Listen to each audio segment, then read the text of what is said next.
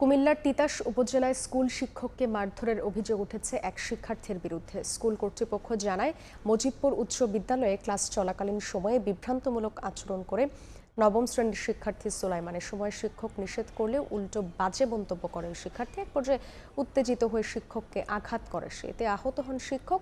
এ ঘটনায় আইনি ব্যবস্থা নেওয়ার কথা জানিয়েছে পুলিশ।